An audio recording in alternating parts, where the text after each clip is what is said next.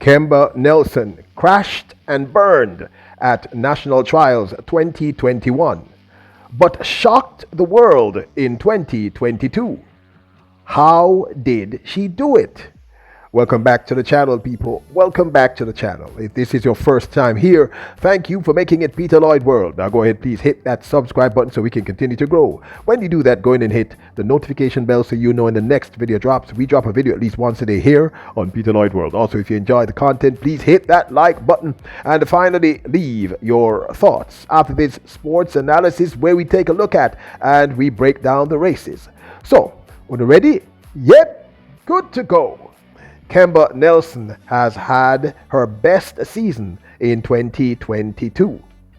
How did she turn around after her devastating final run at the national trials in the women's 100 meters, where she came in, I believe, last? She crashed and burned at the 2021 National Jamaican Trials. What changed? Why is it that she was able to come back in 2022 and blew us all away?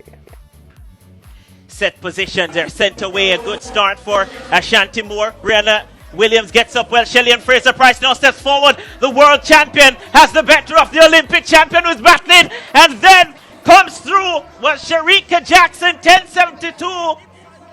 It's not as quick as many persons wanted it to be.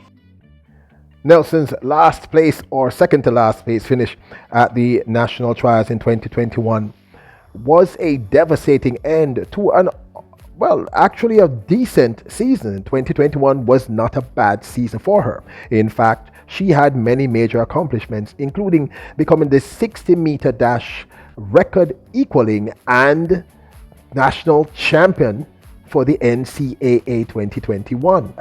At the national trials in 2022, we knew that she would be a factor, but no one anticipated her coming second, running a remarkable sub 10.9 PB and beating the world's fastest woman over the 100 meters, the great Elaine Thompson-Herah. Be honest, people, none of us saw this happening. If you did, I'd love to know how. In fact, we here at Peter Lloyd World saw her coming fourth behind Brianna Williams.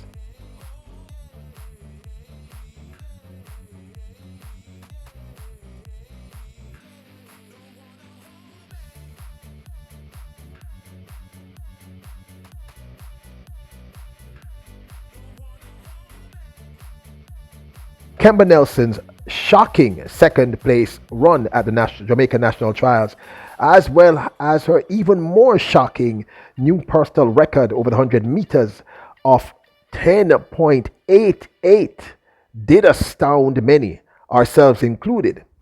How was she able to make this turnaround? We here at Peter Lloyd World believe we know how. Follow us through this maze. Kemba Nelson came second in the finals of the women's 100 meters at the NCAA National Championships, running an equal time to the winner, Julian Alfred, a time of 11:02.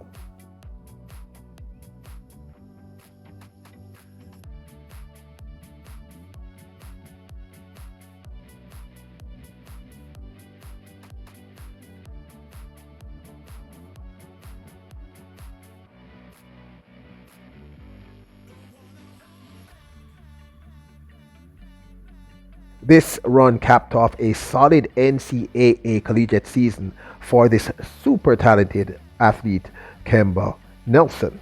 Now, the last time we saw her was in running the opening leg of the women's 4x100 meters, where the island of Jamaica won a silver medal, disappointing some, but she walked away with her first World Championship medal after this remarkable run.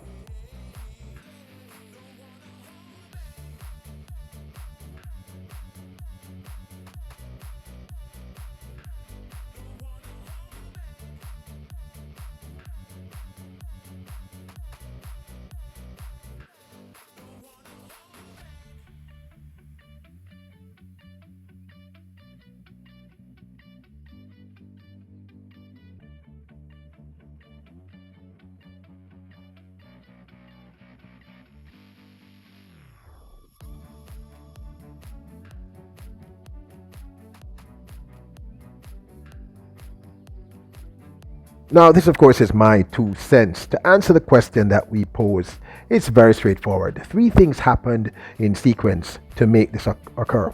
First of all, Kemba Nelson was already a great sprint talent. Many of you may not remember her early sojourn at the MVP, where she became close friends with Shelley and Fraser Price.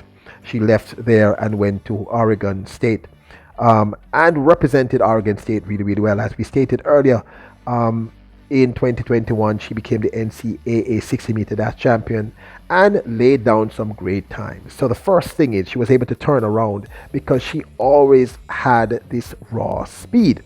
Now maybe she needed to mature a little bit, but she always had speed. Anyone who knew anything about Kemba Nelson would tell you that this Montagonian, who came originally, I think, from Mount Alvernia High, always had this natural speed. The second thing is we had a conversation with her mom who tipped us in on something very, very important. And these are the words of her mother. Now, we have always said to you that one of our challenges regarding the collegiate scene in America is the amount of races that these athletes have to run. And since the collegiate season starts long before the pro season, the collegiate season starts somewhere in late December, early January, and the pro season tends to start about March, April. It means that these younger athletes in the collegiate scene are doing a whole lot of running, people, long before the pros start to run. I mean, they're running for maybe 4 months.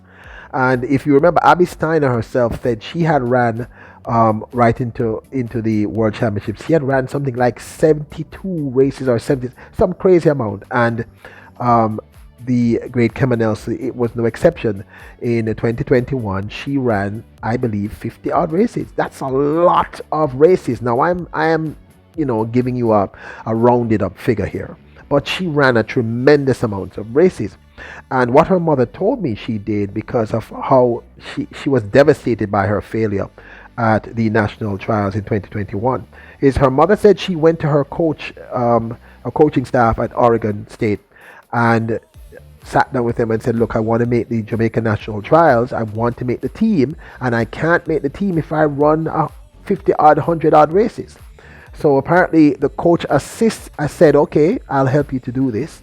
And the coach cut back the amount of races. So she ran way less races, so that by the time she got to the national trials, her legs were fresher and she was able to do this insane time.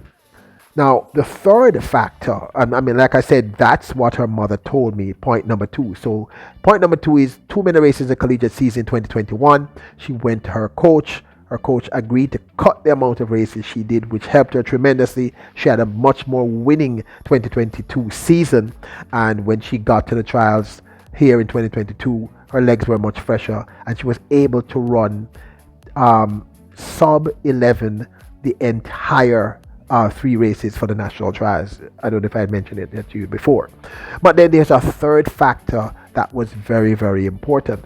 I believe because of the devastation, and I can't prove this, but you know me, because of the devastation that happened with her disappointment in 2021 really, she was the person that everybody was talking about going in based on the time she had been running for 2021. And because she came last or second to last, I believe that this ignited a fire in her, a hunger in her that said, look, I don't care what's going to happen, I have to make the team.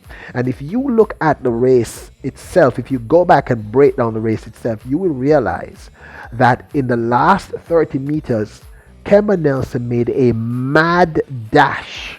I mean, I'm talking about I don't know where the adrenaline came from, that shocked everyone, and I'm sure shocked her into running that. People, 10.88 is seriously fast time.